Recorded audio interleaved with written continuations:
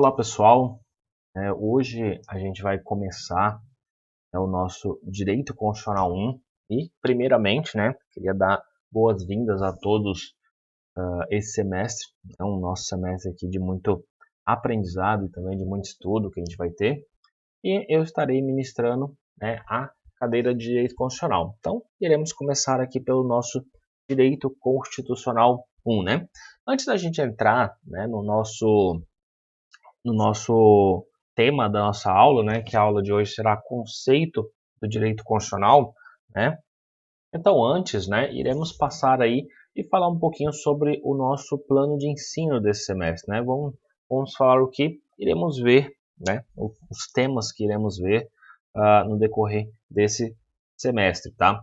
Então, primeiramente, temos que falar sobre o nosso plano de ensino, tá?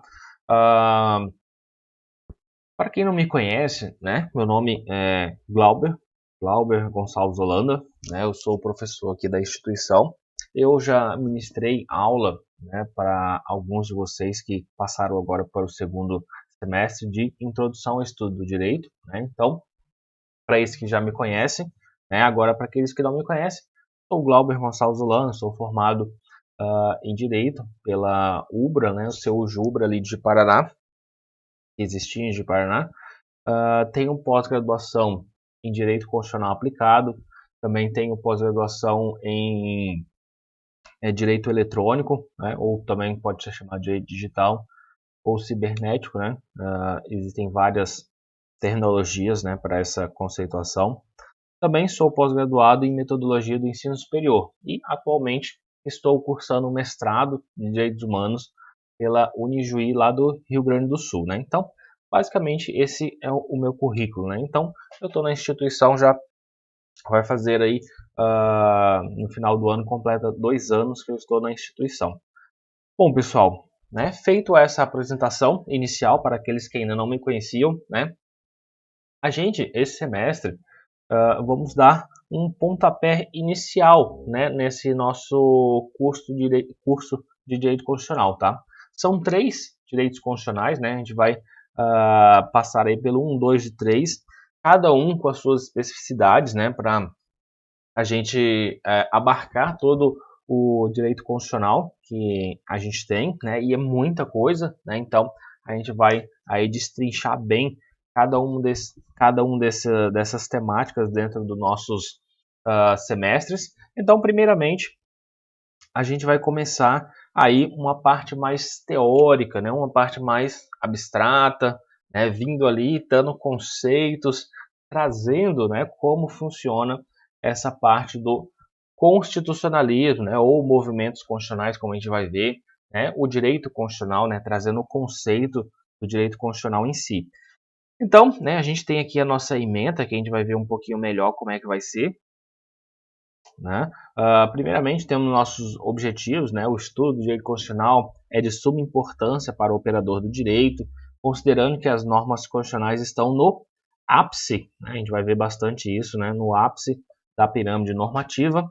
O seu correto entendimento é fundamental, uma vez que todas as demais normas devem estar em perfeita compatibilidade com elas. Em outras palavras, todo o ordenamento jurídico infraconstitucional deve estar em consonância com a nossa Constituição. Então, por isso é muito interessante e fundamental que a gente entenda, a gente compreenda bem essa parte do direito constitucional, pois todos estão aí, todos os demais direitos eles estão atrelados à nossa Constituição. Objetivos específicos, a gente tem como proporcionar ao aluno a compreensão da Constituição da República, incluindo a sua base teórica e a correta utilização da terminologia técnica. Também oferecer aos alunos as noções das regras básicas do direito, possibilitar uma visão sistêmica de todo o direito infraconstitucional, à luz da nossa Constituição, que é o estudo da nossa matéria, oferecer as noções suficientes à identificação e interpretação de seus elementos também, tá? Inserir os fundamentos da hermenêutica constitucional, filosófica e dos princípios ao lado das questões teóricas, tá? Situar aos graduandos no contexto, no campo do ordenamentos jurídicos contemporâneos e sua compatibilização com os atuais, tá? E aqui a gente tem o nosso plano de aula, né? A nossa ementa, né? Um pouco mais destrinchada aqui. Então, primeiramente, a gente vai começar as nossas aulas aí falando sobre o conceito e princípios do direito constitucional, né? E seus vários tópicos, né? Que a gente vai ver mais à frente, né? Iremos estudar essa parte aqui hoje, tá? Também depois a gente começará a falar sobre o constitucionalismo, tá? Constitucionalismo, a gente vai trazer aí constitucionalismo, neoconstitucionalismo, constitucionalismo latino-americano. Depois a gente vai passar um pouco, meio que entrando numa parte meio que de revisão, né? Dentro dessa parte do justnaturalismo, positivismo e pós-positivismo. Então a gente vai fazer aqui uma pequena revisão, né? Tentando aprofundar um pouco mais para o nosso entendimento, né? O nosso melhor entendimento do direito constitucional, né? É necessário que a gente faça um pouco dessa revisão e aprofundamento. Também a gente vai falar um pouco mais sobre as teorias de Dworkin e Alexi, né? Para a gente compreender bem a estruturação dentro da questão de regras e princípios, que vai ser importante dentro do nosso direito constitucional. Depois a gente vai entrar aí e falar um pouco mais sobre a Constituição, estrutura, elementos da Constituição. A gente falou bem pouco, né, sobre essa parte aí de Ronald Dworkin e Robert Alexi lá no IED, né? Então a gente vai trazer de volta aqui e falar um pouco mais sobre essas teorias desses professores, tá? Classificação das constituições, métodos de interpretação, tá? Métodos de interpretação da Constituição, né? Vamos falar aqui sobre as questões hermenêuticas, aplicabilidade das normas jurídicas, poder constituinte originário, aplicação das normas constitucionais no tempo e vamos ter aí depois um sábado letivo, que a gente vai continuar a falar sobre a aplicação das normas constitucionais no tempo, né? A gente vai dar continuidade daí àquela matéria que a gente estava ali na aula 9, né? Então, dando continuidade, teremos aí a aula 10. E por fim, vamos ter a avaliação de G1. Então, esse seria o nosso conteúdo de G1 inicialmente, tá? Programado, né? Para que seja isso. E após o G1, né? Lembrando que a data de G1, a gente vai especificar melhor essas datas mais na frente aqui. A nossa data de G1 está marcada para ser 6/10, tá? 6/10, a gente vai ter a nossa avaliação de G1. Também, começando aí o G2, a gente vai começar a falar um pouco sobre o histórico das nossas constituições, tá? Histórico das nossas constituições. Então aqui perceba que a gente já saiu um pouco desse plano mais teórico, né? Mais abstrato, e entramos agora já na nossa história, né? Na nossa história, iremos falar um pouco sobre cada uma das constituições, né? Quais foram os seus pontos positivos, negativos, né? E o que elas trouxeram de inovações, né? Então a gente já vai começar a caminhar um pouco na nossa história. Depois vamos ter, né, já entrando na nossa Constituição atual, né? Na nossa Constituição atual, vamos ter aí a Constituição de 1988, princípios e objetivos fundamentais. A gente vai começar a falar sobre a nossa Constituição, né? A nossa própria Constituição atual, né? Falar um pouco sobre ela. Depois, né, aí já dentro da nossa Constituição e que vai ser o estudo do nosso direito constitucional até, né, o direito constitucional 3, a gente entrou na nossa Constituição aqui, iremos falar, né, dar continuidade a falar sobre ela. Então a gente vai falar sobre princípios e objetivos fundamentais, né? Também sendo a parte 2, né, dando continuidade a esse conteúdo daqui, né? Então a gente vai trazer aí poderes da União, né? Por que eles são independentes e harmônicos, objetivos fundamentais da República Federativa do Brasil e também os princípios das relações internacionais. Depois a gente vai dar seguimento, vai falar sobre a teoria geral dos direitos fundamentais, tá? Uma matéria de suma importância, né? A gente vai dar continuidade aqui, teoria geral dos direitos fundamentais. Depois a gente vai fazer uma análise, né, acerca do artigo 5º da nossa Constituição, onde estão, né, os nossos direitos e garantias fundamentais. A gente vai falar um pouco, né, sobre o artigo 5º, onde traz os nossos direitos e garantias individuais. E vamos falar um pouco sobre os incisos, né? Nessa aula, né, a gente vai falar um pouco sobre esses incisos. Eu não vou trazer, né, todos os incisos, né? É claro, né, já adiantando para vocês que é interessantíssimo quando a gente começar a falar da nossa Constituição propriamente dita, né? E vocês estejam acompanhando nas Constituições, tá? Vocês estejam lendo a Constituição também e todos esses artigos que a gente for comentando aqui nas videoaulas, né? Em sala, né? Nas nossas aulas, né? Então, aqui dentro desses incisos, eu vou separar alguns incisos, né? Porque são vários, né? Se eu não me engano, são 72, né? 70 e poucos incisos, né? A gente vai falar sobre alguns deles, né? Quais são os mais aqueles que têm uma incidência maior, né, de dúvidas, né, a gente vai estudar um pouquinho mais. Os parágrafos, né, vamos falar também, eles são muito interessantes, né, inclusive a gente vai, no decorrer, até chegar nessa aula, a gente vai falar várias coisas, né, que remetem a essa parte da teoria geral de direitos fundamentais.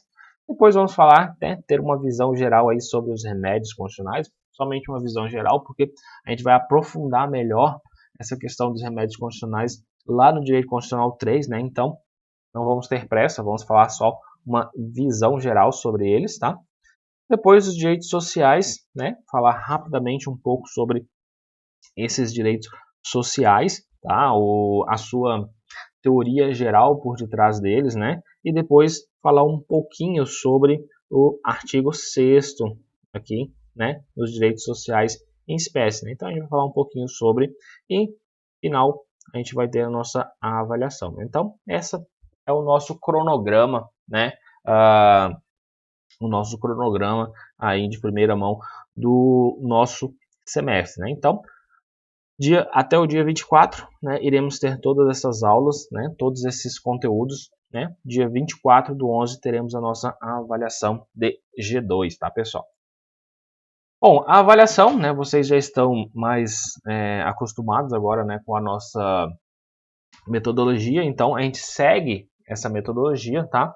E será 6 pontos de avaliação, tá? 6 pontos de avaliação e 4 pontos de trabalho, né? Ou atividades, né? A mesma coisa no G1, né? O primeiro bimestre, e no G2, segundo bimestre, né? Serão as mesmas coisas, tá?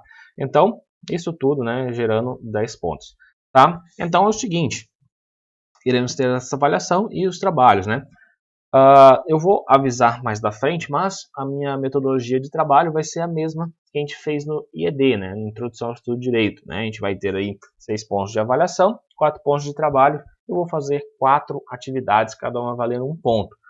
Porém, isso não é certeza, né? Então, provavelmente, eu vou tirar aí 1 ponto dessas atividades e vou colocar 1 ponto como participação em sala, tá? Participação aí nas nossas aulas, né? Então, podemos ter 3 atividades valendo 1 ponto e o restante da nota, né? Os 4, né? Para a gente integrar os 4 pontos, a gente vai ter 1 ponto aí de participação que vocês vão participar das nossas aulas, né?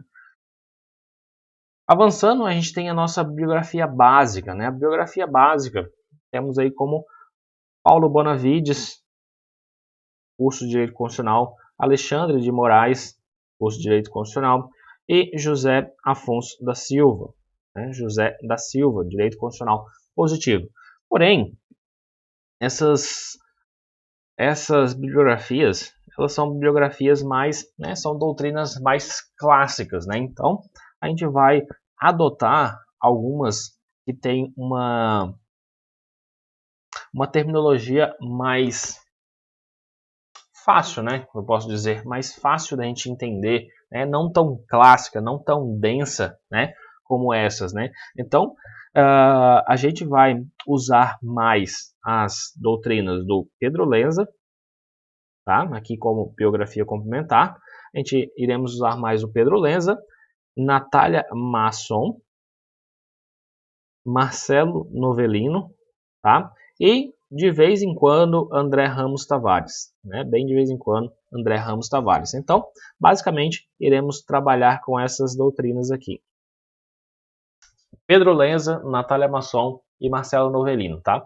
Qualquer coisa, se vocês quiserem que eu passe os livros, né, em PDF para vocês, eu posso disponibilizar depois para vocês poderem acompanhar. Mas, como no semestre passado, né, a gente vai estar disponibilizando aí uma apostila para vocês acompanharem o conteúdo sem problema, tá? Antes da gente passar para o nosso conteúdo, de fato, né, tem alguns avisos, né, a questão das nossas atividades, como eu falei, né, as nossas atividades, elas estão marcadas para começar dia 8 de setembro, tá? Então, como eu disse, né, a gente pode pegar esses 4 pontos que são de atividades e iremos dividir em 4 atividades, cada uma valendo um ponto, tá? Porém, eu posso tirar a última atividade e substituir ela por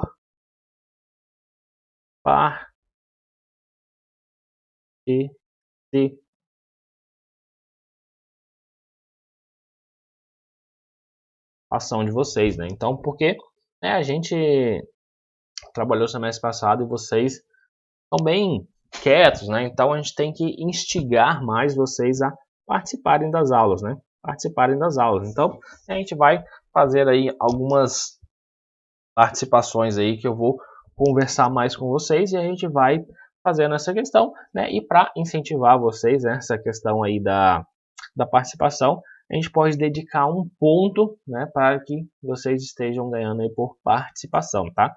É participação, pessoal, não é só entrar na webconferência, né, por exemplo, e ficar lá, não. É participação, né? A gente conversa, tira dúvidas, revisa conteúdo, beleza? Então, isso seria participação, né? Então, aí eu vou analisar essa questão aí de deixar um ponto para a participação. Também temos aí a nossa avaliação, como eu disse, que está marcada para o dia 6 do 10 e seria aquele conteúdo que a gente analisou até agora. O G2 a gente vai correr no mesmo sistema, né, das atividades. As atividades, lembre-se bem, elas vão começar dia 20 de outubro, tá? Dia 20 de outubro, 20 do 10. A gente tem aí a nossa atividade 2, 27 do 10, atividade 3, 3 do 11 e a atividade 4, dia 10 do 11, né? Podendo acontecer aí que eu substitua essa atividade 4 pelo ponto de participação. E só lembrando, a G2 será dia 24, tá? 24 de novembro. Questão de sábados letivos. Sábados letivos, né? Eu não sei se vocês notaram, né? No nosso cronograma também eu venho informando aqui, né? Esse cronograma aqui, o plano de ensino, eu vou estar disponibilizando para vocês lá no AVA, tá? Então, aqui a gente já tem marcado como sábado letivo, né? Cada uma dessas aulas aqui. Teremos 3 sábados letivos, né? Temos 3 sábados letivos. Eles já estão marcados aqui, dia 2 do 10, dia 16 do 10 e dia 30 do 10. Então, esses serão os nossos sábados letivos, tá, pessoal? Acredito que todos os avisos foram dados, né? Qualquer dúvida que vocês tiverem, podem e devem, né, falar comigo. Eu vou estar à disposição de todos, tá? Sem problema. E vocês podem também, se tiver alguma dúvida, tanto da nossa matéria que a gente vai começar hoje, quanto, né, da matéria dessa parte aqui dos avisos, do cronograma, né, tudo isso, vocês podem estar perguntando, né, entrando em contato comigo, e também pelo fórum que eu vou deixar disponibilizado lá no AVA para vocês também entrarem em contato e eu vou estar respondendo o mais breve possível, tá? Para finalizar, né, essa questão de avisos, não levem dúvidas para casa, tá, pessoal? Podem se sentir totalmente sem a questão da vergonha, né, para perguntar, tá? Qualquer dúvida importa, tá? Nessa questão de aprendizado, né? Vocês podem pensar que às vezes é uma questão de dúvida, não, é uma dúvida bem boba, não sei o que. Não, não existe dúvida boba, tá, gente? Não existe dúvida boba. Eu venho batendo nessa tecla desde do IED para vocês. Não existe dúvida boba. bobo é ficar com a dúvida e depois, às vezes, você ter uma questão numa prova ou lá na frente você não conseguir entender determinado conteúdo porque não fez a pergunta, tá? Então, fiquem de boa, podem perguntar. Se não souber, né, você tem uma dúvida, só que não sabe por onde começar e perguntar, pode entrar em contato, né? A gente vai tentar achar onde está aí a dúvida de vocês, né, sem problema, né? Podem ficar de boa quanto a isso, né? Podem perguntar bastante. Bom, dados os avisos e falando, né, qualquer dúvida, podem entrar em contato. Tem o AVA, tem o grupo do WhatsApp, tem lá, eu estou à disposição no WhatsApp também, podem entrar em contato. Bom, pessoal, começando a nossa primeira temática aqui dentro do nosso Direito Constitucional 1, a gente vai falar sobre o conceito de direito constitucional, tá? Então, nessa questão, qual seria o conceito de direito constitucional, tá? Nesse caso, existem muitas definições, né, de direito constitucional, porém, a definição que os doutrinadores mais usam é a definição clássica do professor José Afonso da Silva. Então, dentre várias e vários conceitos de vários autores, a que ficou mais usada, né, por assim dizer, é a conceituação do professor José Afonso da Silva. E qual que seria essa conceituação que ele dá? Então, para ele, direito constitucional configura-se como, deixa eu colocar aqui, como um ramo do direito público fundamental por referir-se diretamente à organização, funcionamento e ao funcionamento do Estado, né? A articulação dos elementos primários do mesmo e o estabelecimento das bases da estrutura política. Tá? Então, essa é a conceituação do professor José Afonso da Silva. Né? Lendo de novo, configura-se como ramo do direito público fundamental, né? Dá um pouco de destaque nessa parte aqui do direito público fundamental por referir-se diretamente à organização e ao funcionamento do Estado, a articulação dos elementos primários do mesmo e o estabelecimento das bases da estrutura política. Bom, dentro dessa conceituação, né, vocês podem pensar, nossa, não entendi nada, né? Entendi nada. O que acontece? Por esse ser um conceito clássico, né, como a gente já falou, né, é uma das doutrinas clássicas do direito constitucional, é claro que vai ter aí uma terminologia, né, uns palavreados mais técnicos, né? O que acontece? Isso fica um pouco complicado da gente entender, mas vamos destrinchar ponto por ponto, né? Dentro desse conceito, vamos ver aí. A gente já entende um pouco, né, o que é um ramo do direito público, tá?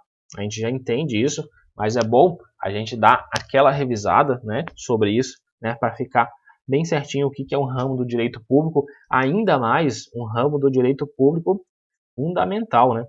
Direito público fundamental. Vou referir-se também diretamente à organização e funcionamento do Estado, articulação dos elementos primários do mesmo, né, do Estado, elementos primários do Estado, e também o estabelecimento das bases da estrutura política, né? Então, vamos aí destrinchar cada um desses conceitos aqui dentro da nossa aula de hoje. Então, antes da gente entrar nessa conceituação, né, do que são os ramos dos direitos, é necessário a gente salientar que essa divisão em ramos do direito, como a gente já disse, né, anteriormente, ela só existe para fins didáticos, tá? Para uma melhor compreensão do direito, tá?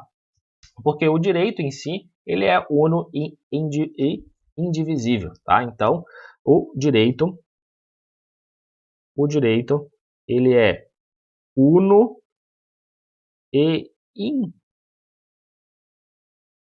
indivisível, tá, gente? Lembrem-se disso. Indivisível. É, por exemplo, a gente pegar o corpo humano, né? A gente estudar o corpo humano, a gente estuda partes dele, por exemplo, sistema nervoso, sistema digestivo, entre outros. Com direito é a mesma coisa. A gente vai estudar direito constitucional, a gente vai estudar direito penal, tá? A gente vai estudar civil. Só que lembrem-se que todos eles estão dentro do ordenamento jurídico, né? É uma coisa maior, né? Porém, todos eles são uma coisa só. Só que para a gente melhor entender, né, o funcionamento do todo, é interessante a gente repartir e estudar parte por parte e depois a gente ir juntando essas informações. Por isso que geralmente no começo do estudo do curso de direito a gente fica meio perdido, né? Tipo, por quê? Por que isso? Por que aquilo? Como é isso? Como é aquilo? Só que é o seguinte, né? O curso de direito, como qualquer outro curso, né, que a gente tem das graduações, é como se fosse uma escada. Cada dia, né, cada aula, cada disciplina é um degrau, né? E isso vai subindo e você vai entendendo, você vai tendo uma visão melhor do todo, tá? Então, é isso basicamente. O direito constitucional, né, e os outros direitos não são diferentes, tá? Então, aqui, muita calma, né? Qualquer dúvida, como eu disse, podem perguntar, né? A gente vai tentar sanar essas dúvidas, mas fiquem tranquilos, né? Cada passo que a gente der, a gente vai explicar bem explicado, tá? Então, primeiramente, aqui dentro dessa conceituação, o professor José Afonso da Silva, ele cita o direito constitucional é um ramo do direito público, né? Então, vamos conversar um pouquinho acerca do ramos do direito público, né? É fazer essa diferenciação, o que seria esse ramo do direito público, né? Então, para a gente responder isso, a gente precisa primeiro entender a questão dos ramos do direito, né? Então, a gente viu um pouquinho sobre isso no semestre passado e a gente tem aí ramos do direito. A gente tem o direito público, direito privado e atualmente também temos o direito difuso. Então, primeiramente, o direito público ele pode ser explicado como um grande ramo de normas que possuem natureza pública, né? Possuem natureza pública, na qual o Estado ele atua com o seu poder, por ser um tema de relevante caráter social e organizacional da sociedade, tá? Então, no direito público existe uma relação vertical, tá? Então, gravem bem essa questão de relação vertical. Relação vertical. Nesse caso, o que acontece?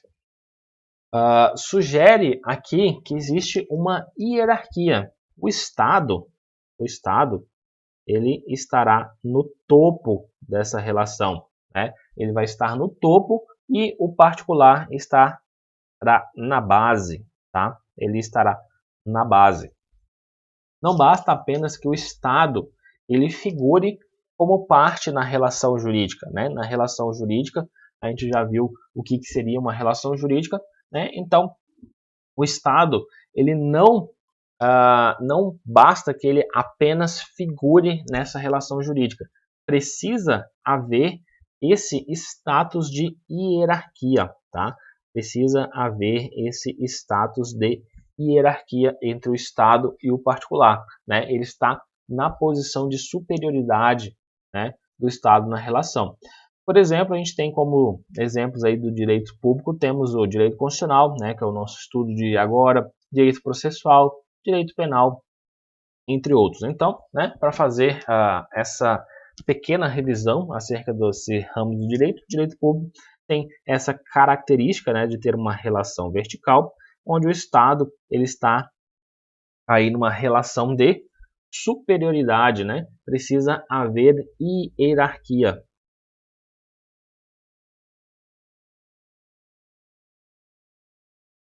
hierarquia, tá? Precisa haver hierarquia nessa relação de superioridade, tá? Então, existe essa questão no direito público. Avançando, a gente tem o direito privado. O direito privado, né, ele possui aqui um outro enfoque, né, uma outra realidade, tá? Pois o direito privado, ele visa disciplinar as relações interindividuais e os interesses privados, tá? Interesses privados. Aqui, né, existe uma diferença que o direito privado, a relação é uma relação horizontal, tá? Uma relação horizontal. Nesse caso, né, nessa relação horizontal, dizemos que ambos os polos ou partes, né, elas estão em pé de igualdade. Como exemplo, a gente tem o direito privado, né, do direito privado temos aí o direito civil, o direito empresarial também. Então, por exemplo, né, a gente tem aqui, vamos dizer que um contrato de compra e venda, a gente tem um contrato de venda entre A e B. A gente percebe que os dois estão no mesmo patamar. Não existe uma hierarquia entre essas duas pessoas, tá? Essa é a grande questão entre o direito privado e o direito público, né? Então, essa é uma das características, né, entre esses dois ramos do direito, tá, gente? Então, resumindo, né, acerca dessa parte aí do direito privado e do direito público, a gente podemos dizer, né, que o direito público, o Estado, ele está acima e o particular está sujeito ao Estado. Já no direito privado, ambas as partes elas estão em pé de igualdade, né, como vimos aqui, tá? Seguindo, né, a gente tem também como esses dois ramos eles são partes aí dos ramos clássicos do direito, né? Então a gente precisa trazer mais algumas características em relação a um ou outro, né? Então, primeiramente, a gente tem porquê, né? Um porquê no direito público, o Estado ele é colocado acima do particular. Então, por que será que o direito público, o Estado, ele é colocado acima do particular? Bom, o Estado, nesse caso, ele representa o povo. Então, o Estado representa o povo, tá? Ele representa o povo, a coletividade. Logo, né, o interesse da coletividade estará sempre acima do interesse particular. Então vemos aqui literalmente o interesse da coletividade acima do interesse particular, tá? Então o Estado ele usará de normas, leis, né? As normas que a gente chamamos de leis, né? Também cogentes ou imperativas, né? Como diz aqui, cogentes que são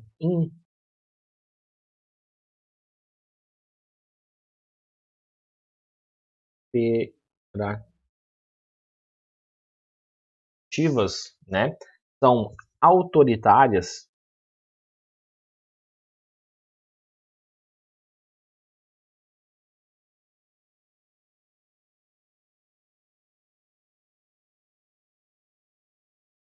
autoritárias, tá?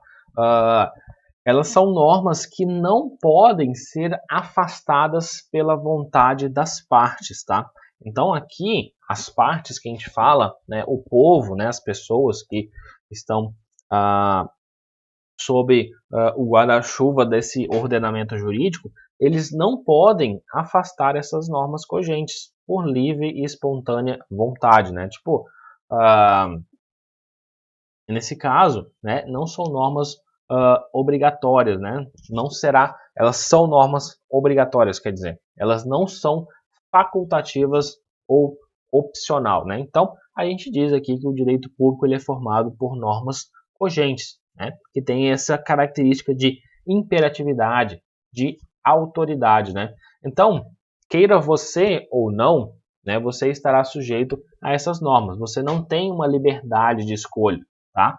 Logo, no direito público não existirá a autonomia da vontade, tá?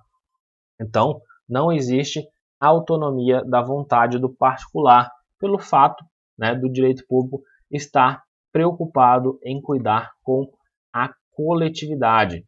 Então, por exemplo, só colocando aqui, puxar uma seta aqui, não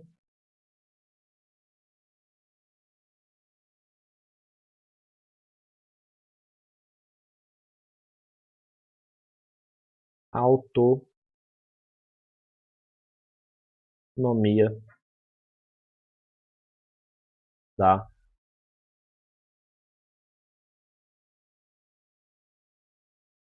vontade, tá? Então, o direito público, ele é formado por normas cogentes e não existe autonomia da vontade do particular, né? Não tem autonomia da vontade do direito público, tá? Então, por exemplo, vamos dizer que se o direito público ele aceitasse a vontade do particular, né? Vamos colocar um exemplo se no direito público ele aceitasse a vontade do particular. O indivíduo ele poderia simplesmente não aceitar as normas do Código Penal, né? Então, imagina, isso poderá ferir, né? Nesse caso, ele poderia ferir quem ele quisesse e não seria punido para isso, né? Como a gente disse, o direito público, um dos ramos do direito público é o direito penal, né? Então, imagina se existisse aqui a autonomia da vontade, se você fosse facultado, né? Você fosse facultado a obedecer ou não às regras do direito público, né, na seara do direito penal. Imagina, você bate em alguém e você não pode sofrer nenhuma punição por causa disso, né? Imagina o que não ia virar, né? Então, teoricamente, né, isso tudo, né, e todas essas regras que nos são impostas, né, a gente percebe que dentro disso, dessa questão das normas impostas ou também autoritárias, é para um fim maior, né? Um fim da nossa convivência, né? Do qual a gente tenha que ter harmonia dentro da nossa sociedade, né? Então, tudo isso é necessário para que a gente possa viver em harmonia, né? Então, a gente tem essa imposição de normas para que se atinja um fim maior, né? Esse fim seria a convivência em harmonia, né, dentro da sociedade, né? Então, visa esse fim, né? No caso, né, a gente coloca aqui como o interesse da maioria, né? O interesse da coletividade, o interesse da coletividade está acima do interesse particular, né? Então, essa seria uma questão aí das normas cogentes. Outra questão, né, que a gente pode colocar dentro dessa parte do direito público é você pode, né, pensar quando alguém te causar um dano, né, ou te lesar, você tem uma determinada autonomia, né? Por exemplo, se alguém fere a sua honra, por exemplo, né? Você é claro que você tem uma autonomia naquele momento. Alguém feriu sua honra, você fala, eu vou te processar. Então, essa eu vou te processar, você está agindo dentro da sua autonomia de vontade. Você pode processar ou não, né? Isso vai depender de você. O como aquilo atingiu a sua honra, né? Por exemplo. Porém, é o seguinte, a partir do momento que você fala, eu vou te processar, e você vai processar a pessoa, e você vai para o poder judiciário, e dentro disso você move uma ação contra aquela pessoa para uma indenização, dentro desse poder judiciário, vou colocar certinho o P aqui, né? Um poder judiciário, né? Dentro disso, você já perde a sua autonomia. Tá? Lembra que um dos ramos do direito público é o direito processual? Quando você entrou aqui, ó, aqui dentro da ação já começa a existir regras.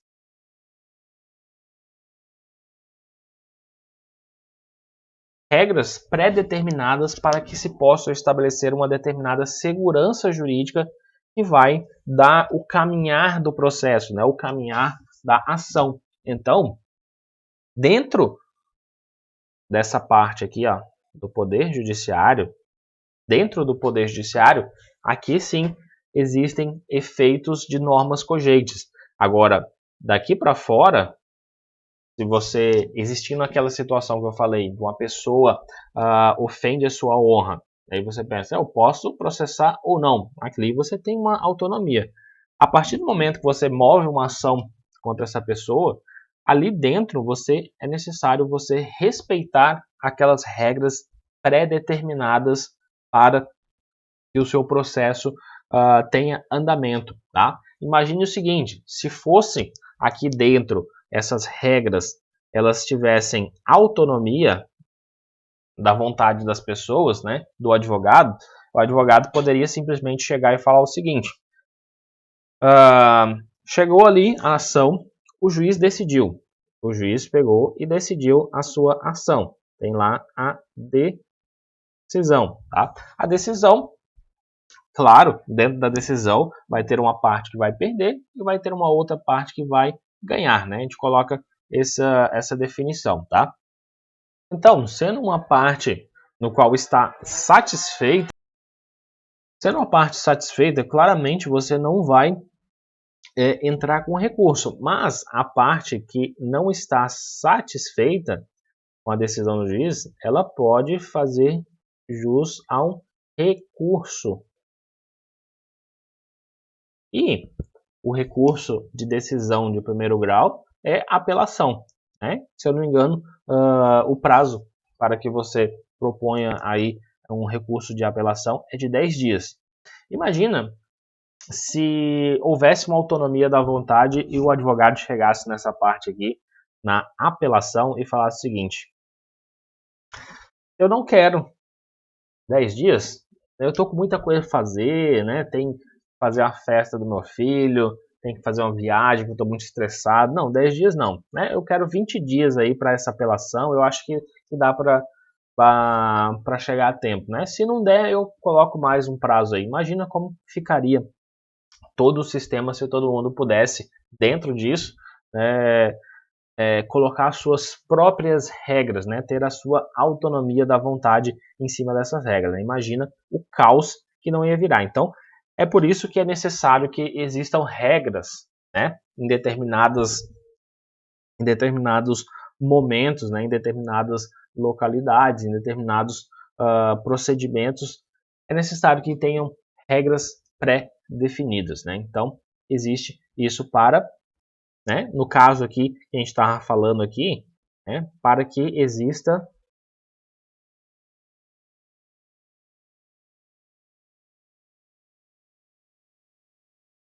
segurança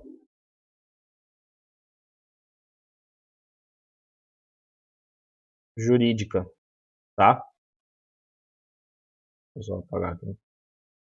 Jurídica. Tá? Então, é necessário que exista essa questão aí da segurança jurídica, tá? Então, para que se estabeleça essa parte da segurança jurídica, é necessário que se tenham regras pré-estabelecidas. Bom, avançando, né, depois de a gente falar toda essa questão, ainda tem mais um pouco aqui. O ponto-chave da diferença entre o direito público e o direito privado é a questão da liberdade, como falamos, tá? Da questão da liberdade. Liberdade é essa para poder personalizar, escolher se quer ou não e como quer, tá? Então, temos essa questão da liberdade, né, entre um ou outro, né? Então, por exemplo, deixa eu só colocar aqui, no direito privado, em tese, importa somente ao particular. Ambas as partes aqui estão em pé de igualdade, como vimos, né? Aquela questão da setinha, né? Uma relação horizontal, diferente do direito público, né? Então, né, não podemos, nesse caso, né? Mas podemos, quer dizer, nesse caso,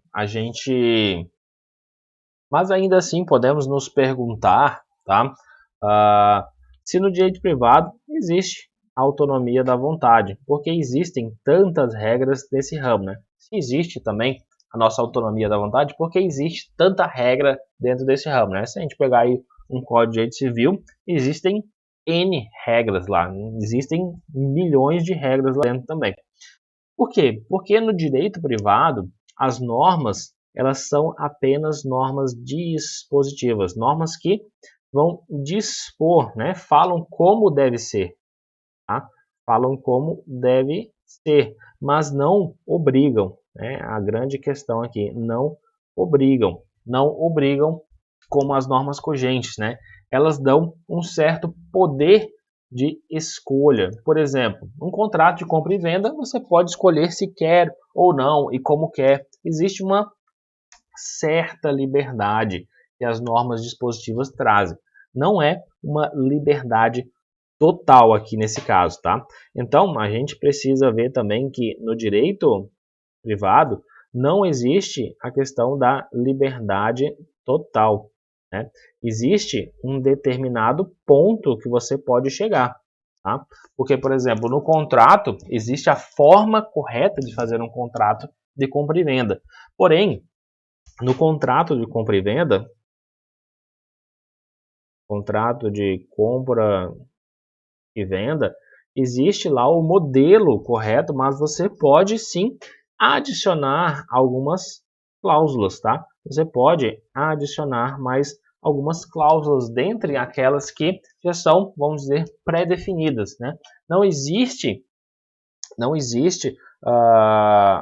uma questão, é claro que se você colocar cláusulas que exorbitam o direito das outras pessoas, né, claro, né, você vai estar infringindo aí o direito das outras pessoas, né, da pessoa que você está fazendo o contrato com ela. Aí sim, é uma cláusula que exorbita aí esse padrão. Mas se você entrar em um equilíbrio dentro que não vai ferir os direitos da outra pessoa no qual você está contratando, né? E que você pode assegurar alguns direitos que você tem dentro desse contrato de compra e venda, está ok, né? Não está dentro daquelas normas pré-estabelecidas que tem que ser assim, né? Mas, como a gente disse, tem um dever ser, né? Um como deve ser, tá? Um como deve ser, mas elas não vão obrigar, né? Não é porque você quer comprar e vender que você não vai comprar e vender por causa disso, né? Muita gente aí faz compra e venda sem um contrato, né? E muitas vezes isso gera dor de cabeça, né? Gera aí um dinheiro para os advogados, né? Resolverem. Então, se todo mundo fizesse teoricamente correto, não existiria essa questão aí de muitos advogados precisarem fazer esses trabalhos, né?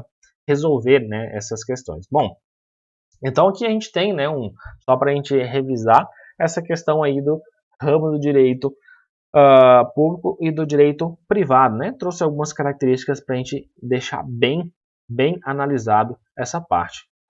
Bom, aqui a gente tem um organograma, né, que a gente meio que resume um pouco do que a gente falou. Direito público, a gente tem aí a nossa relação vertical, que é necessário existir a hierarquia, e são formados por normas cogentes.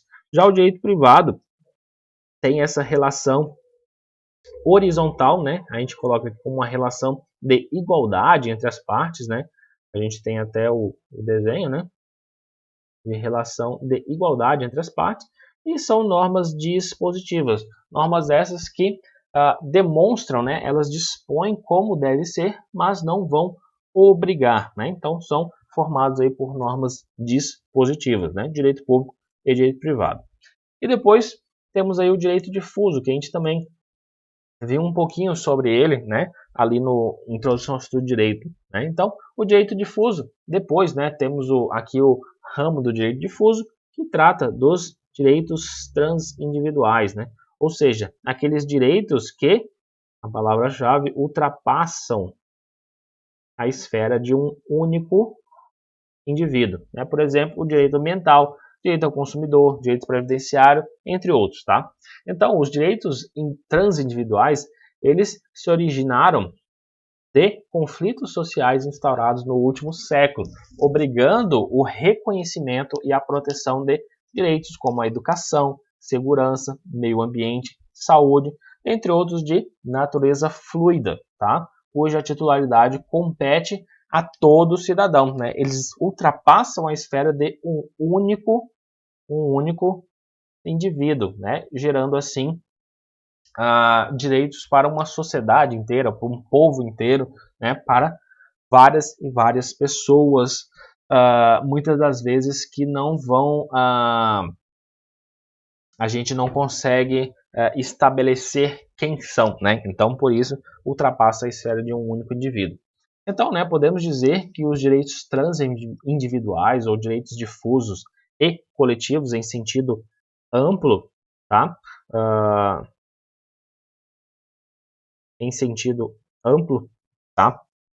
São conhecidos como direito coletivo amplo, pois é um gênero que vai abarcar 3 espécies, né? E são elas os direitos difusos, os direitos coletivos em sentido estrito, né? Em stricto senso, direitos individuais homogêneos, né? Então, vamos ver um pouquinho, né, sobre cada uma dessas espécies dentro aqui do nosso direito difuso, tá?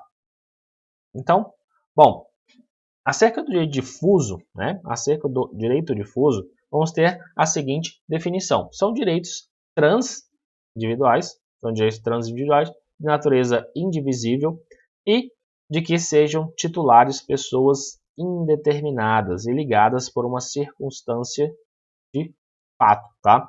Então, temos aqui as características do direito difuso, tá? Direito difuso, que vão ser transindividual, natureza divisível e ligação por uma situação de fato. Então, transindividual significa que os direitos difusos eles não têm por titular uma só pessoa, nem mesmo um grupo determinado de pessoas. Portanto, dizem a respeito a todo o grupo social, né? A toda a coletividade, né? Então, transindividual, né? Não diz respeito a uma única pessoa, né? Se diz respeito a coletividade,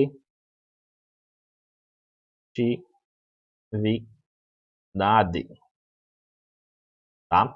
Natureza indivisível, né? Os direitos difusos não podem ser fracionados entre os membros da coletividade. Dessa maneira, sendo violado o direito difuso, todos os membros da coletividade serão lesados. Então, não podem ser divididos. Tá? Não pode, não há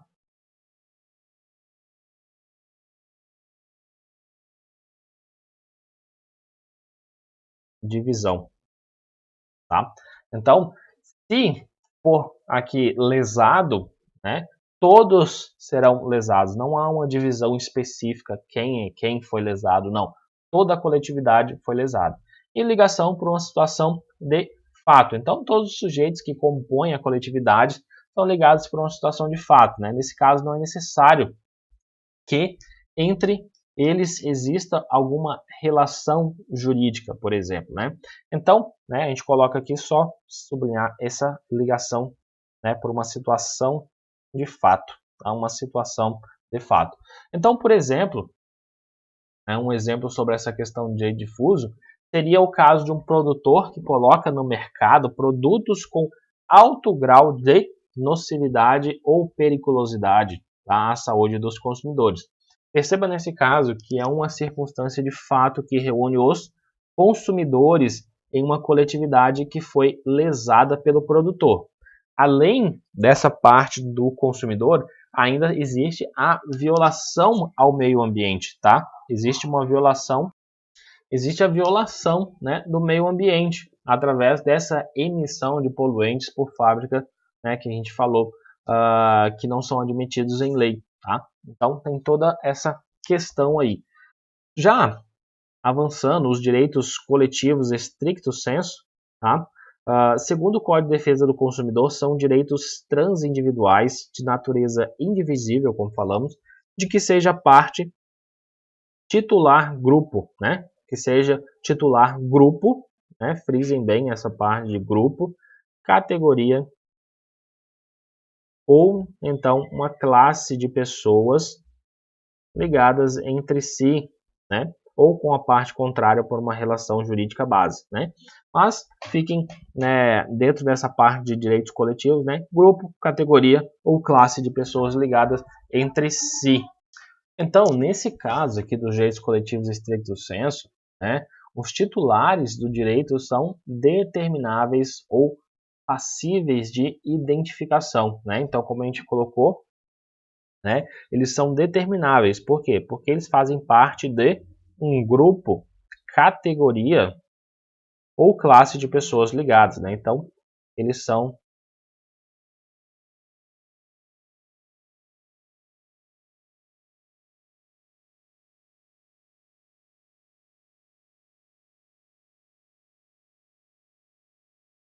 determináveis, tá? Eles são determináveis.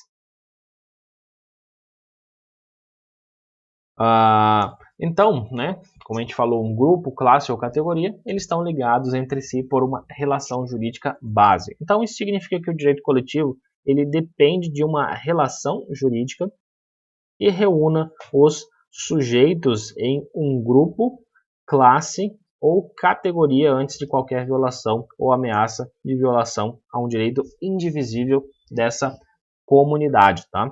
Então, tem que ficar atento a essa parte aí desses direitos coletivos stricto sensu. Essa relação jurídica base, né, se dá entre associados de uma associação, entre acionistas de uma sociedade, entre os advogados, né, enquanto membros da OAB e entre outros casos, né? Então, por exemplo, no caso da OAB, há tutela de um direito coletivo quando a OAB vai ao judiciário para defender o direito de todos os advogados, né, a terem acesso aí ao fórum em horários razoáveis, ou então aumento abusivo das mensalidades de plano de saúde relativamente aos contratantes que firmaram esse contrato, né? O dano causado a acionistas de uma mesma sociedade ou membros de uma associação de classe, tá? E, por último, iremos ter aí os direitos individuais homogêneos, tá? São aqueles decorrentes de uma origem comum, né? Uma origem comum. Ou seja, decorre de uma situação fática comum a um grupo de pessoas. Os titulares desses interesses são determináveis. O bem jurídico, ele é divisível e há ligação por uma origem comum, tá? Então, podemos citar como exemplo desses direitos individuais homogêneos o caso das vítimas de acidentes ocasionados por defeito de fabricação de um automóvel colocado à venda, né, no mercado de consumo. Cada uma das vítimas identificadas poderia lá ajuizar uma ação, tá? A ação indenizatória contra a montadora. Contudo, também é perfeitamente possível a defesa dessas pessoas de forma agrupada, tá? Já que estão aí ligadas por uma situação comum de fato, né? O defeito do automóvel, que seria essa situação. Então, né, a gente resumindo ficaria basicamente assim, né, os difusos, coletivos em sentido estrito e os individuais homogêneos. Aqui a gente tem um transindividual real, né, material essencial coletivo. Aqui também, né, a mesma questão, e aqui um transindividual artificial formal seria acidentalmente coletivo, né? Acidentalmente porque a gente falou aqui nesse último, ele pode ou não ser coletivo, né? As pessoas podem ajuizar as ações individualmente ou então coletivas. Os difusos, eles são um objeto indivisível, a mesma coisa nos coletivos, já que o individual homogêneo, ele será indivisível, como a gente disse. Dentro de um acidente desse, né, de uma fabricação de automóvel, uma pessoa, vamos supor, ela pode ter aí uma ferida na mão, outro pode ter decepado o dedo ou a mão, né? Então, essa extensão do dano que pode objetivar, né, essa divisibilidade do objeto, tá? Já nos difusos, temos os titulares agregados por uma circunstância de fato, tá? Os coletivos, temos os titulares agregados por uma relação jurídica entre si, tá? Os grupos, né, entidades de classe, né, tudo isso aqui. E os titulares aqui dos individuais homogêneos são agregados por uma situação em comum, tá? De fato ou de direito. Os difusos, eles têm uma indivisibilidade absoluta dos titulares. Aqui dos coletivos temos a determinabilidade dos titulares, né? A indeterminabilidade relativa. E nos individuais homogêneos, vamos ter a determinabilidade dos titulares, né? A gente vai saber quem é quem dentro desse processo. E aqui temos também a recomendabilidade de tratamento em conjunto, né? Aquilo que a gente falou no comecinho, característica apontada pela doutrina ou, né, e a jurisprudência, né? Então temos aí, né, essa parte aí que a gente passa aí pela a questão dos ramos do direito, tá? Então temos aí essa parte para a gente ficar bem salientado. Avançando, a gente tem depois, né, da conceituação que a gente fala, ele refere-se diretamente à organização e funcionamento do Estado, né, dentro da parte do direito público fundamental, né? Então, por que ele traz como sendo um direito público, né? Já respondemos. E por que ele coloca como sendo um direito público fundamental, né? A gente falou que ia falar um pouquinho mais sobre isso aqui. Então, essa questão de ser fundamental é pelo fato de que o direito constitucional trata sobre toda a organização e funcionamento do Estado, tá? Sendo este essencial para que o Estado ele funcione, tá? Além de interpretar e sistematizar os princípios e normas fundamentais do Estado. Então, como diz o autor Arresta, suas normas constituem uma ordem em que repousam a harmonia e a vida do grupo, né? Do grupo, porque estabelece aí o equilíbrio entre seus elementos, tá? Elementos. Então, através desse conceito, né, a gente pode aí resgatar a questão que a gente viu agora das normas cogentes, né? Que a gente falou um pouco aí dos ramos do direito, né? Pelo fato de que para existir uma sociedade harmoniosa é necessário, tá, que existam regras que devem ser seguidas por todos da sociedade para que se estabeleça assim um equilíbrio, tá? Então, para que isso, né, não fique somente no abstrato, né, para a gente melhor visualizar, né, essa conceituação dentro do que é fundamental, a gente pode simplesmente trazer aí como exemplo o nosso índice da Constituição, tá? Nosso índice da Constituição, no qual traz em seus primeiros títulos a organização do Estado e os direitos e garantias fundamentais, né? Eu coloquei aqui, né, um índice sistemático da nossa Constituição, né, e começa aí o seguinte, né, no primeiro título, aqui no título 1 da nossa Constituição, vai falar dos princípios fundamentais, né? Então, aqui vão estar colocados, né, os valores que orientaram a elaboração da nossa Constituição, né? Vocês vão ver bastante isso no curso de Direito Constitucional, o tal do Sociediva Plu, né, que é soberania, cidadania, dignidade da pessoa humana, valores sociais do trabalho, livre iniciativa e pluralismo político, tá? Então, esses são os princípios fundamentais que a gente vai estudar um por um, né, em tempo oportuno. Depois a gente tem o título 2, né, o título 2 que vai falar sobre direitos e garantias fundamentais. Aqui, né, representam a limitação do Estado frente aos indivíduos, né, também traz imposições prestacionais, né. Como exemplo, né, a gente vai ter aí dentro desse arcabouço de normas aqui, que traz o título 2, a gente vai ter como exemplo aí no artigo 5º, homens e mulheres são iguais em direitos e deveres nos termos da Constituição. Inciso 2, ninguém será obrigado a fazer ou deixar de fazer, senão em virtude de lei. Né? O inciso 11, a casa é asilo inviolável e assim por diante. Né? Vamos ter também, além disso, os direitos sociais, né? Direitos de nacionalidade, político, sobre os partidos políticos. Né? Tudo isso traz aqui no título 2. O título 3 da nossa Constituição já vai falar sobre a organização do Estado, tá? Organização do Estado. Então, dentro dessa organização político-administrativa, a gente vai ter aí a organização político-administrativa, né, como diz aqui o artigo 18. A gente vai falar sobre união, estados federados, municípios, Distrito Federal, territórios, né? Então, vai ter toda essa questão. Vai dizer, né, as competências de cada um desses entes, tá?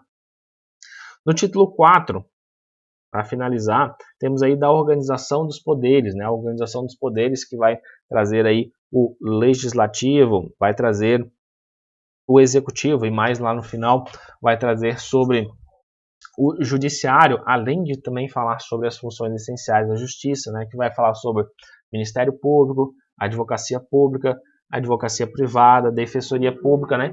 Então, tem todas essas questões, né? Então, só daqui, né, já dá para a gente entender o quão fundamental é uma Constituição, né? Como é fundamental, trazendo os princípios fundamentais, direitos e garantias fundamentais das pessoas, trazer sobre a organização do Estado, organização dos poderes, né? Então, tudo isso está aí na nossa Constituição, tá? Então, por isso que fala que é um ramo do direito público fundamental, tá? Também depois temos que existe o estabelecimento dos elementos primários do Estado, né? Então, quais são esses elementos primários do Estado? Tá? Os elementos primários do Estado, né, como vocês já estudaram um pouco aí em ciências políticas ou teoria geral do Estado, são povo, território e soberania, tá? Primeiramente, né, a gente vai passar aí uma rápida revisão sobre cada um deles. O povo. O povo é um conjunto de pessoas, né, um conjunto de pessoas que fazem parte do Estado, né? O seu elemento humano, tá? Unido ao Estado pelo vínculo jurídico político da nacionalidade. Iremos tratar melhor, né, essa parte de nacionalidade quando a gente for falar lá sobre direitos de nacionalidade, tá? Então a gente vai destrinchar bem feita essa parte aqui do vínculo jurídico-político da nacionalidade. Então, nesse sentido, o elemento humano do Estado é sempre um povo, ainda que formado por diversas etnias, culturas, línguas, histórias e aspirações diferentes, tá? Dentro dessa conceituação de povo, tá, é interessante a gente trazer outras conceituações que podem trazer um pouco de confusão. É claro que a gente vai ver melhor isso lá na parte de nacionalidade, que a gente vai falar um pouco mais sobre isso. Mas, né, só introduzindo um pouco desse assunto, a gente tem várias terminologias. Temos povo, população, nação, nacionalidade e cidadania. Bom, o povo é esse conceito que tratamos aqui, tá? É esse o conceito de povo. População, a gente tem que são o conjunto de residentes no território, sejam eles nacionais, né? Sejam eles nacionais ou estrangeiros, né? A população aqui, sejam eles nacionais ou estrangeiros, né? Todas aquelas pessoas que estão no nosso território, né? Que vivem no nosso território, sendo nacionais ou estrangeiros, e também aqueles que estão transitando dentro do nosso território, né? Os estrangeiros, eles também são caracterizados. Não só os estrangeiros, mas também aqueles que não têm pátria, né? Os chamados de apátridas, ou então aimátulos, né? Que é uma expressão que vocês podem achar em alguns livros falando sobre essa questão dos apátridas, né? Deixa eu escrever aqui, vai que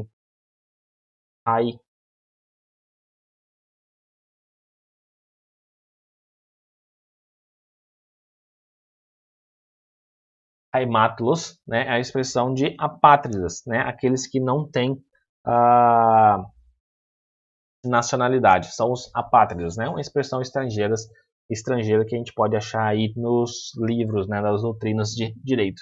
Também temos nação, né, o nação seria um conjunto de pessoas nascidas em um território, cercado, nesse caso, pela mesma língua, cultura, costume, tradições, né, adquirindo aí uma mesma identidade sociocultural, tá?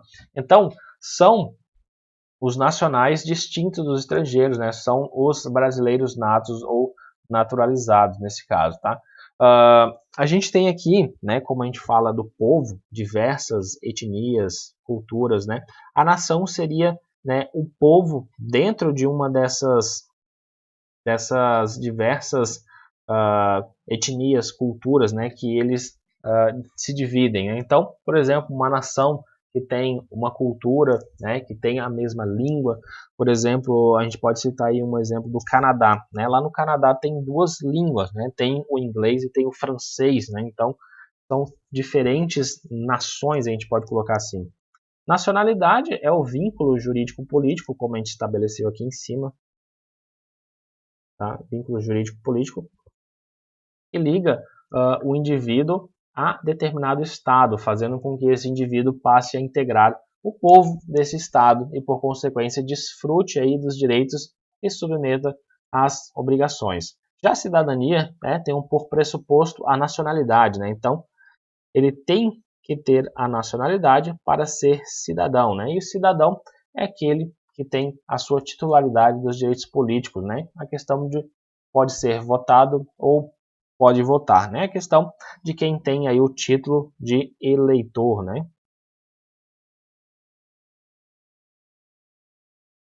Então, é o cidadão, tá? Isso a gente vai ver também, não se preocupe, a gente vai ver mais lá na frente no Direito Constitucional 2, tá? Bom, pessoal, então seguindo, né, a gente tem também, além do povo, a gente tem o território, né? E o território, ele é um elemento espacial do Estado, tá? Elemento espacial do Estado. É o espaço no qual e sobre o qual o Estado ele afirma seus direitos de soberania e governo. Tá? Esse espaço tem várias dimensões. A gente tem o espaço territorial, tá? Que é o solo e o subsolo. Espaço fluvial, são os rios e lagos. Espaço aéreo, espaço marítimo, mar territorial, plataforma continental, alto mar. E o espaço ficto seria embaixada, navios e aeronaves. Né? Então, em um verdadeiro Estado democrático, né, o território, além do espaço jurídico e político, é também um espaço moral, ético e humano, né? Pois é nesse espaço que vive o seu elemento humano, que a gente falou agora, né? O povo, né? O seu empreendedor, criador, governante, soberano, né? O povo e os indivíduos, cidadãos com dignidade de pessoas humanas que compõem aí o povo, um ente coletivo moral, ético e humano, tá? Além do mais, o território é a fonte de recursos naturais e materiais do Estado. Então, eu coloquei aqui para vocês, né? A gente tem aqui o nosso território, né? O nosso território, né? Do Brasil, tá? E não é somente esse território, né? Então, temos abaixo, né? De todo esse território nosso aqui, a gente tem o subsolo, né? Tem as riquezas naturais, temos também o mar, né? A gente tem aqui, não aqui desse lado, né? Claro, a gente tem a nossa costa, então a gente tem o nosso mar aqui, né? E nisso a gente tem o mar territorial, plataforma continental, né? Alto mar. E também temos o nosso espaço fluvial, que é os rios e lagos, né? Tem vários rios, né? Dentro do nosso estado aí. E todos esses fazem parte do território, né? Nosso território. É claro, né? E todas essas fontes de recursos materiais e materiais, eles também fazem parte do nosso estado. Também tem essa questão de espaço ficto, né? A questão de embaixada, navios e aeronaves, né? Então, por exemplo, não não importa somente esse, né, esse território aqui, tá? Esse território aqui do Brasil. Né? Um espaço ficto seria, por exemplo, embaixada lá nos Estados Unidos, aquele território, né, aquela embaixada, aquele prédio que existe dentro dos Estados Unidos, né, nos Estados Unidos, a embaixada brasileira, esse territóriozinho aqui é considerado como um espaço, né, um território do Brasil, né, como se fosse um puxadinho do Brasil lá nos Estados Unidos. Seria aqui a nossa embaixada, tá? Então, aqui pertenceria ao Brasil e não, teoricamente, e não aos Estados Unidos. Os navios com bandeiras, navios e aeronaves brasileiras, né, com bandeiras do Brasil, também são caracterizados dessa forma. Então, um navio atracado, né, lá nos Estados Unidos ou em algum outro país que tem essa bandeira do Brasil é considerado um espaço brasileiro. A mesma coisa com as aeronaves, tá? Então, tudo isso, né, é território do Brasil. Depois vamos ter aí a questão da soberania. Soberania do Estado, ela encontra-se intrinsecamente no segundo elemento constitutivo e será exercida em seu território, e essa transporta a ideia de ordem interna com poder de impor determinações e condições, isto é, regulamentar a ordem social interna. Né? Então, a afirmação de que a soberania é uma qualidade essencial do Estado significa que o Estado é uma autoridade suprema. A autoridade costuma ser definida com o direito ou poder de emitir comandos obrigatórios. Né? A gente tem isso visivelmente dentro daqui da nossa soberania interna, a Constituição. Né? Então, ela emite comandos obrigatórios. Né? Então, temos tudo isso. A soberania, entre outras palavras, é a capacidade jurídica e territorial de autodeterminação, fixando aí competências dentro do território estatal e limitando a invasão de outro estado. Dentro da nossa soberania, podemos dividir ela em duas espécies, a interna e a externa. O que seria, né? A interna, né, o Estado, ele deverá ter ampla liberdade para controlar os seus recursos, decidir os rumos políticos, econômicos e sociais internamente. Tá? Então, lembra, né, desse nosso mapa aqui do Brasil, né? Esse mapa do Brasil. Então, a nossa soberania é o controle de tudo que acontece dentro do nosso território, tá? Dentro do nosso espaço territorial aqui. E o externamente são as relações externas com outros estados, tá? Nesse caso, a gente diz que essa soberania externa vale na condição de que o nosso país ele não é dependente e também não é subordinado a nenhum outro estado, né? nenhum outro país, nem algum outro estado. E sim, ele está em pé de igualdade com esses outros estados, tá? Então, isso seria a questão da soberania externa, tá? Então, avançando, temos aí bases da estrutura política. A nossa estrutura política ela é fundada em dois pilares: a forma federativa do Estado e a separação dos poderes. A forma federativa do Estado, né, o Estado brasileiro, ele é composto pela associação indissolúvel da União, Estados, Distrito Federal e municípios, né, que são autônomos, nos termos da Constituição Federal, tá? Então, o que seria essa autonomia, né, que a gente pode expressar aí dentro dessa forma federativa de Estado? Essa autonomia quer dizer que eles vão possuir aí autogoverno, autoadministração, auto-organização, né? Autonomia quer dizer que eles vão possuir autoadministração, autogoverno, auto-organização. É a capacidade política de uma entidade para governar-se segundo as suas próprias regras, né? Então, por exemplo, eles têm as suas próprias, né, vamos dizer aí o estado de Rondônia, O estado de Rondônia, ele tem aí a sua Constituição, né? A Constituição estadual, né? Escrever bonitinho aqui. Rondônia, ele vai ter aí a sua própria Constituição. Autogoverno, a gente tem um governo, né? Tem um governador aqui no estado de Rondônia, né? Que é eleito pela população. Autoadministração, auto-organização, né? A gente tem as nossas secretarias, né? Tem todo esse arcabouço aí para o funcionamento do Estado, né? Então, temos tudo isso. Isso significa a autonomia, tá? Eles se vinculam e se expressam nacionalmente pela República Federativa do Brasil, que é a entidade jurídica política representativa da unidade nacional e exerce com exclusividade a soberania. O que a gente tem que ficar atento é o seguinte, que, por exemplo, Dentro dessa Constituição estadual que existe aqui em Rondônia, elas têm que estar em sintonia e harmonia com a Constituição Federal, né? Ela tem que obedecer, tá? Ela tem que obedecer à Constituição Federal, tá? Não pode existir uma norma dentro da Constituição estadual que vá contra, né? Que vá contra a Constituição Federal. Então é isso, né? Existem normas de reprodução obrigatória, né? Que são reproduzidas dentro das constituições estaduais e também, né? Nos municípios acontece a mesma coisa, né? Como a gente disse aqui, os municípios eles também são autônomos. Os municípios, a sua constituição, entre aspas, é chamada de lei orgânica. E dentro da lei orgânica, né, vamos colocar aqui Ouro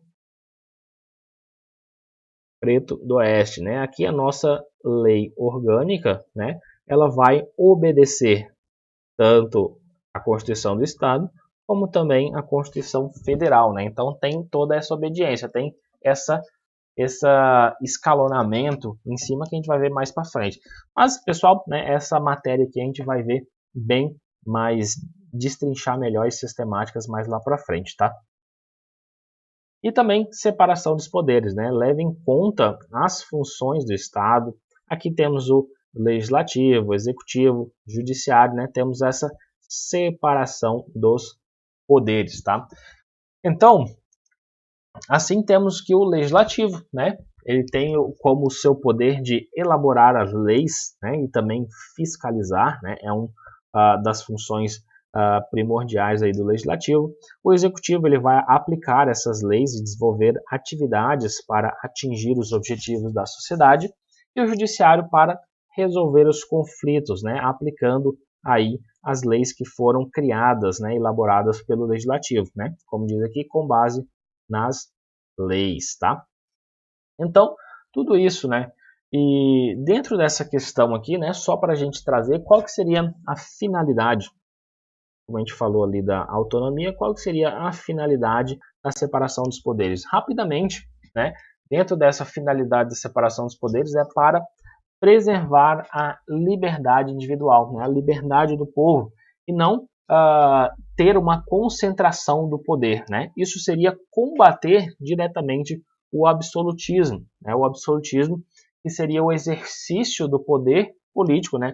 O poder, uma só pessoa ou grupo de pessoas, elas seriam o legislativo, o executivo e o judiciário. Tomaria conta de tudo. Então, por isso que existe essa separação dos poderes, para que não seja exercido por uma única pessoa ou grupo de pessoas, né? Evitar essa tendência absolutista. Então, pessoal, né, depois da gente ter aí destrinchado todas essas partes ali da nossa conceituação, né, clássica do José Afonso da Silva, né, a gente pode perceber que ficou até um pouco mais fácil, né, a gente entender o que é o direito constitucional. Então, novamente, né, dizendo um pouquinho em outras palavras, né, o direito constitucional é o ramo do direito público, né, fundamental,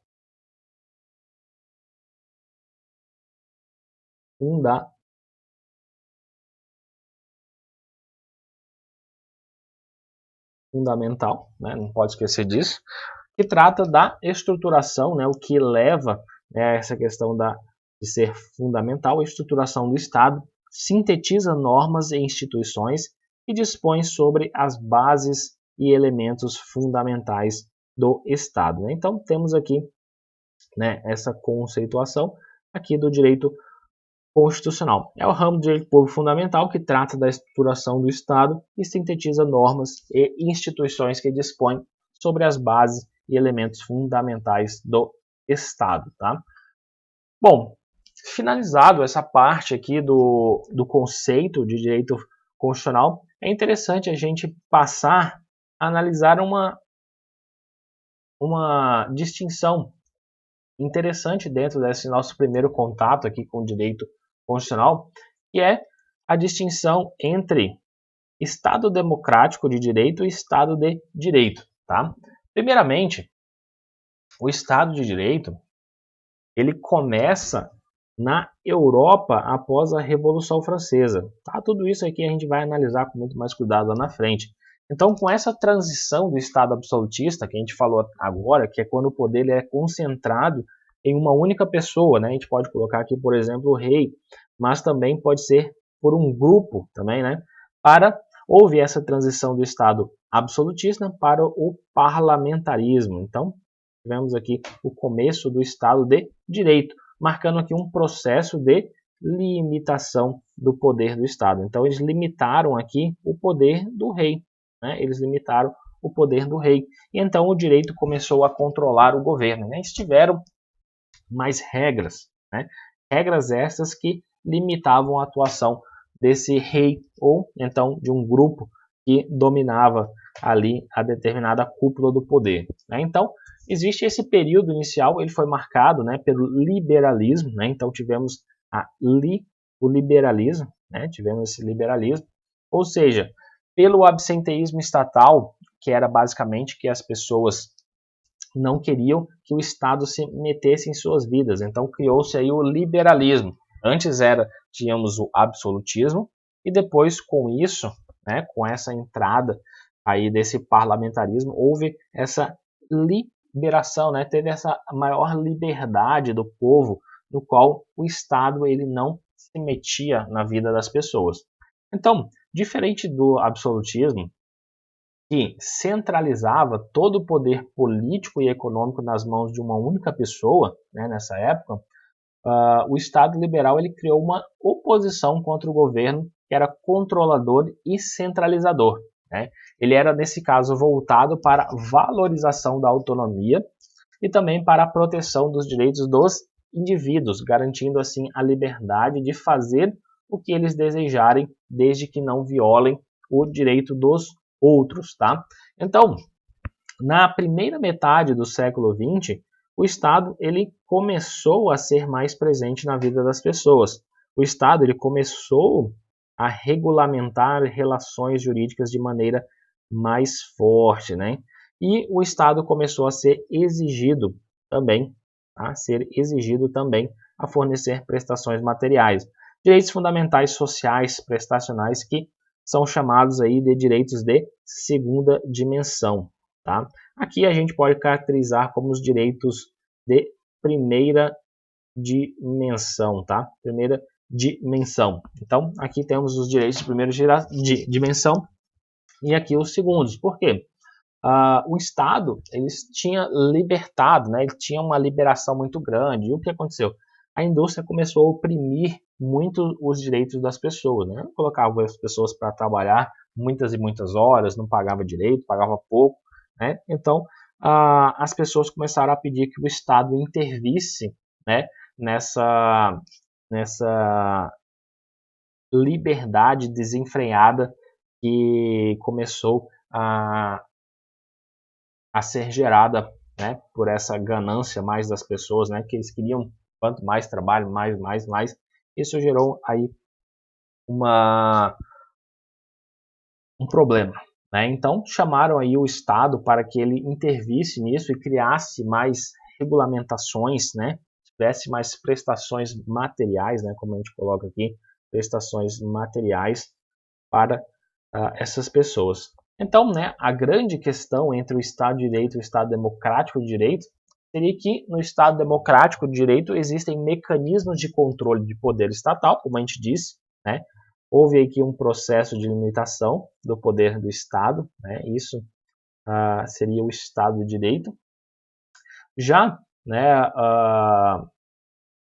essa questão aí da limitação protegendo o cidadão, né, do abuso, da opressão do Estado, que são os direitos fundamentais, além de que temos, né, o povo como titular do poder. Não sendo bastante, né, somente essas formas, né, esses direitos formais, né, esses que estavam dispostos na Constituição, era necessário que também houvesse a sua concretização. Assim, então, surgiu a concretização desses direitos, fazendo com que, além de limitar o poder estatal, que seria a característica principal do Estado de Direito, houvesse também a perseguição para materialização, tá? Materialização. Então, o Estado Democrático de Direito perseguiu a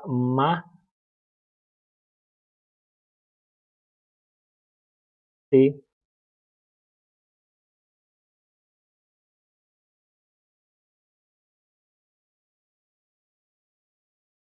materialização desses direitos fundamentais.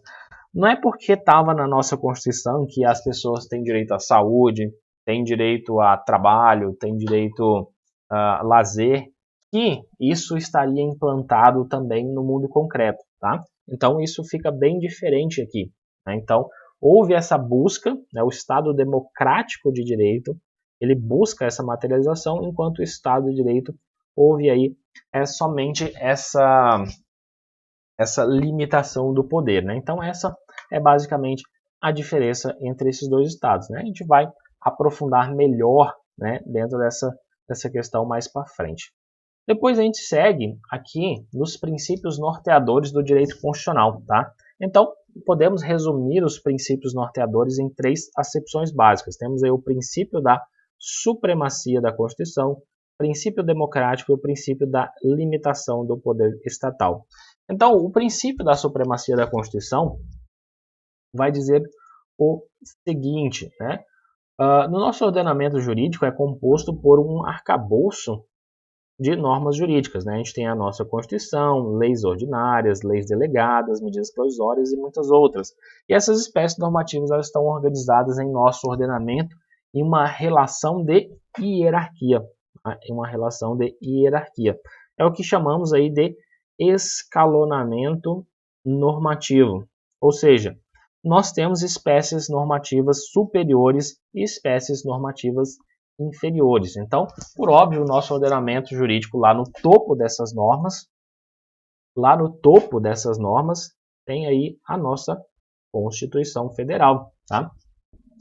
Então, né, a gente, para exemplificar melhor essa parte, a gente tem essa pirâmide, né? Se eu não me engano, eu já até mostrei para vocês lá no Introdução ao Estudo de Direito, né, no qual a gente demonstra que é necessário que todas essas normas que estão abaixo da Constituição, que elas obedeçam à Constituição. E é claro que não só obedecendo à Constituição, por exemplo, a gente tem aqui, ó, decretos regulares. Além dele ter que obedecer à Constituição, os decretos regulares vão ter que obedecer às normas que estão acima dela também. Então, vai ter que respeitar as leis complementares, leis ordinárias, decretos legislativos e assim por diante. A mesma coisa acontece com as portarias. As portarias têm que respeitar os decretos regulares também, além de respeitar a Constituição. Aí todo esse escalonamento, tá? Isso acontece pelo fato de que, né, a nossa Constituição ela é dotada de supremacia constitucional. E essa supremacia constitucional ela é dividida em supremacia formal e supremacia material. O que seria? A supremacia formal é a razão da rigidez constitucional. A nossa Constituição ela só poderá sofrer alterações passando por um processo mais solene, né, o processo mais dificultoso, se comparado com o processo de criação das leis infraconstitucionais. Então, supremacia formal está ligada diretamente a processo de emenda à Constituição, né, que é a nossa Deixa eu apagar aqui. Rigidez, tá, constitucional. Então essa rigidez constitucional ela traz esse processo mais dificultoso. E esse processo mais dificultoso é esse daqui, né, as emendas constitucionais. Projeto de emenda à Constituição. Um projeto de emenda à Constituição é totalmente diferente de um projeto de lei, né? É muito diferente, né? Existe um quórum diferente, né? Não é a mesma coisa. Então, por isso existe essa rigidez. Já a supremacia material, né, estão demonstrados nos textos constitucionais alguns importantes conteúdos, alguns relevantes preceitos constitucionais, como direitos e garantias fundamentais, estruturação do Estado, organização dos poderes. Basicamente, é o nosso conteúdo fundamental que a gente conversou no começo da aula.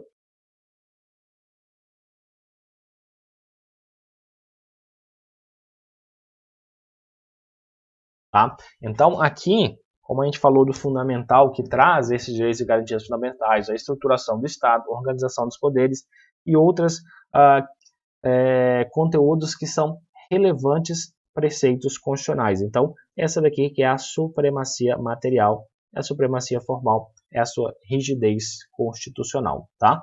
Já o princípio democrático é o que traduz bem o princípio democrático na nossa Constituição, é a soberania popular, né, no qual a Constituição vem dizendo que todo o poder emana do povo, que o exerce por meio de representantes eleitos ou diretamente. Diretamente faz por meio aí dos referendos, plebiscitos, ações populares, né? Então tudo isso eles fazem por meio direto. Né? Então esse seria o princípio democrático, né?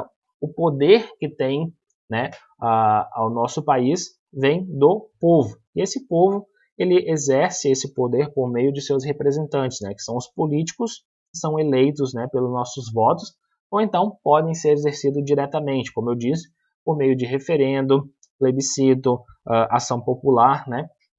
Também edição de leis, né? O povo pode fazer aí uma lei, né? Passando aí pelos crivos das regras também estabelecidas pela nossa Constituição. E também, por fim, o princípio da limitação do poder estatal, né? Que a gente tem aqui.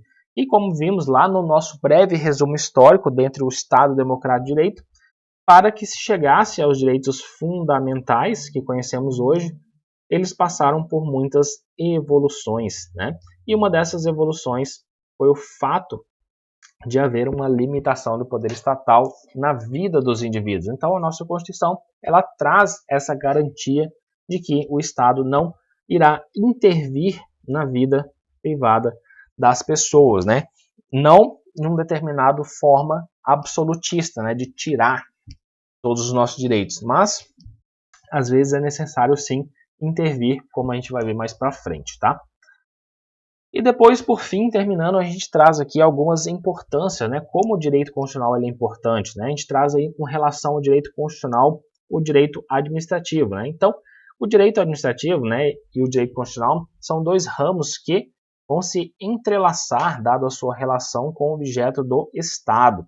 O direito constitucional ele vai tratar da estrutura estatal, das instituições políticas, já o direito administrativo vai cuidar da organização interna da administração. Né? Então aqui a gente pode citar, por exemplo, o artigo 37 da Constituição, que traz os princípios da administração.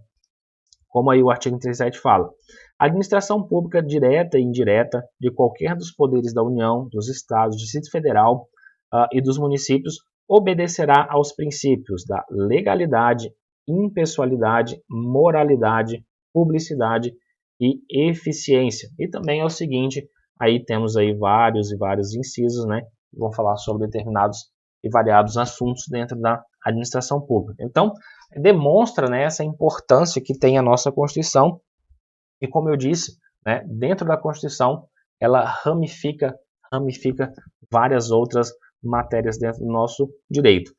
Relação com o direito penal, né, é uma relação aqui que tem subordinação entre eles, né, fixa aí os fundamentos e determina os limites da pretensão punitiva do Estado. Como exemplo, a gente pode citar o artigo 5º, alguns incisos, por exemplo, inciso 2, ninguém será obrigado a fazer ou deixar de fazer alguma coisa, senão em virtude de lei. Inciso 3, ninguém será submetido à tortura, nem a tratamento desumano ou degradante. Inciso 39, não há crime sem lei anterior que o defina, nem pena sem cominação legal, né? A gente pode colocar aqui nessa questão, na virtude de lei. Inciso 40, a lei penal não retroagirá, salvo para beneficiar o réu. 54, ninguém será privado da liberdade ou de seus bens sem o devido processo legal. Né? A gente vai ver um pouco na próxima aula sobre essa questão do devido processo legal, né? Vai ser interessante. Né? Então temos aí várias ramificações que a gente traz puxando aí da nossa Constituição, tá? Também temos a questão da relação com o direito processual, né? A relação entre o direito constitucional e o direito processual se realiza por intermédio de vários dispositivos constitucionais que disciplinam o processo, né? A gente tem como exemplo aí acesso à justiça, o devido processo legal que a gente comentou também, contraditório, ampla defesa. Então a gente pode citar alguns incisos também do artigo 5º da nossa Constituição, que vai falar o seguinte: inciso 35, a lei não excluirá da apreciação do Poder Judiciário lesão ou ameaça ao direito.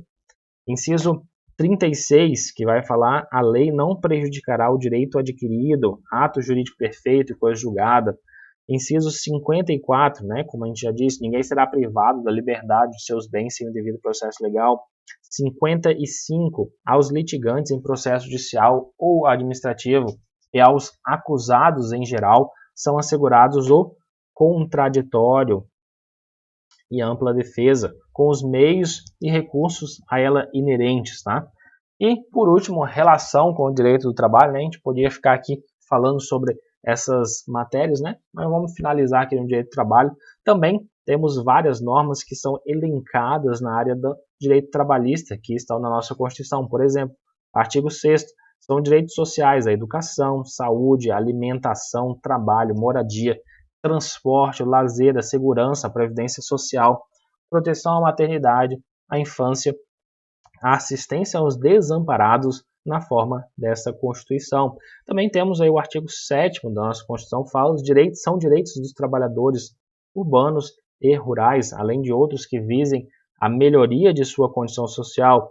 Tá? Inciso 1, relação de emprego protegida contra a despedida arbitrária ou sem justa causa, nos termos da lei complementar, que preverá indenização compensatória, dentre outros direitos.